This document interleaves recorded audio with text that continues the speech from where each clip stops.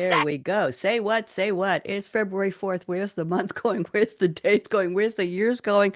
I don't know if you saw anybody shadow yesterday, but I heard Punxsutawney was out and maybe keep those winter boots out a little bit longer. Let's go and see what our good news is today. We're going to share our screen. Here she is. My goodness gracious. Yeah, she's still hiding out there and saying, "What? What's going on here?" Okay. Literally. In the 1850s, well, Susan B. Anthony, the suffragist, said women must have a purse of her own, woman. Well, back in the Victorian era, women had limited legal rights, property rights, financial rights. I've talked about some female inventors. Their husbands had to be the name on their patent when they invented things. But there's a little purse you can see here called a reticule, and it was often of silk or velvet or satin, decorated, embroidered, and just beautiful.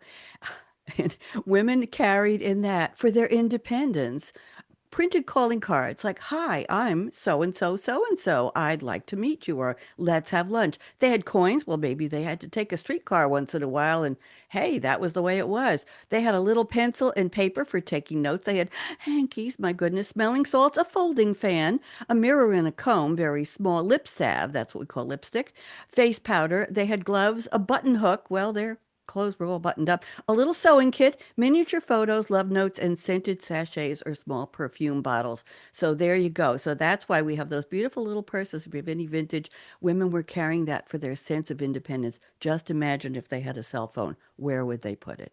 And then tip of the hat is our second good news today.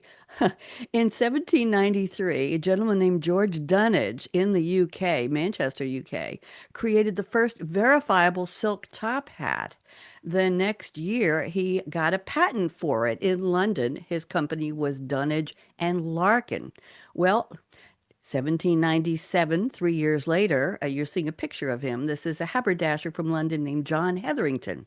He wore a silk top hat. It was tall. He went out and walked the streets of London. It caused a legendary, according to legend, riot. Women fainted. Kids screamed. He was arrested for breach of peace because nobody had ever seen a tall silk hat. In the 1850s, the stovepipe style you can see here, which went up to almost 8 inches tall, replaced the bell shape or hourglass style. And I found on Etsy there is a vintage from 1900s. There was a vintage silk top hat going for $14,016.13. Got any pocket change? Check your reticule for the coins. And then today, birthdays. Darcy Carden, the actress, was Janet on The Good Place. She's 47. Florence LaRue from one of my favorite groups, The Fifth Dimension. They sang Up, Up, and Away. Sorry about that. Aquarius, she's 84. Yay. Pro footballer Lawrence Taylor, Hall of Fame linebacker, Super Bowl NFL MVP in 1986. I couldn't fit everything on the line, is 78. Liberace, any of those who remember the gentleman who wore the rhinestones and the furs and he had candelabra on his piano and he was an entertainer and he lived from 1919 and he died on this day in 1987. Betty Friedan, the feminist who wrote The Feminine Mystique, was born today in 1921, lived to 2006, and musician John Stubblefield, the legendary jazz saxophonist, was born today in 1945, lived to 2005. And our holidays today are Homemade Soup Day. Yeah, it's kind of murky and cold. We can make homemade soup. Thank a Mail Carrier Day. We have so many, I don't know who to thank. Liberace Day, we just mentioned, and Hemp Day. And let's go back to our music, if I can get there.